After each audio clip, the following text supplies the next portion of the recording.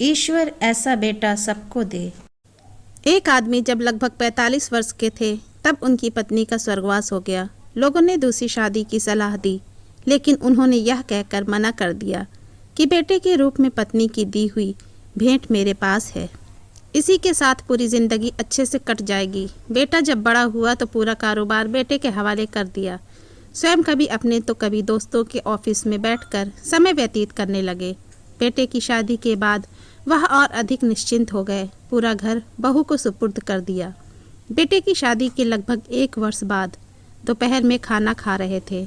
बेटा भी लंच करने ऑफिस से आ गया था और हाथ मुंह धोकर खाना खाने की तैयारी कर रहा था।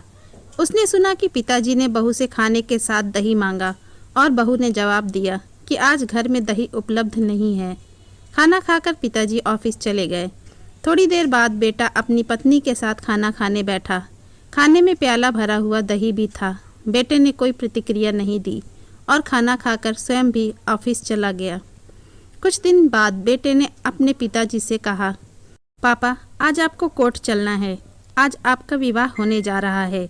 पिता ने आश्चर्य से पुत्र की तरफ देखा और कहा, बेटा मुझे पत्नी की आवश्यकता नहीं है और मैं तुझे इतना स्नेह देता हूँ कि शायद तुझे भी माँ की ज़रूरत नहीं है, फिर दूसरा विवाह क्यों?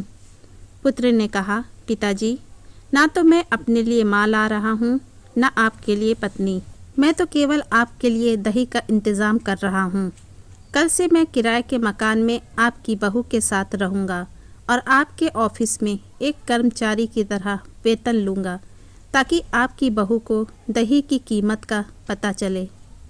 मेरी ये कहानी आपको कैसी लगी प्लीज़ हमें कमेंट करके ज़रूर बताइए और हाँ, मेरे चैनल को लाइक और सब्सक्राइब ज़रूर कीजिए। धन्यवाद।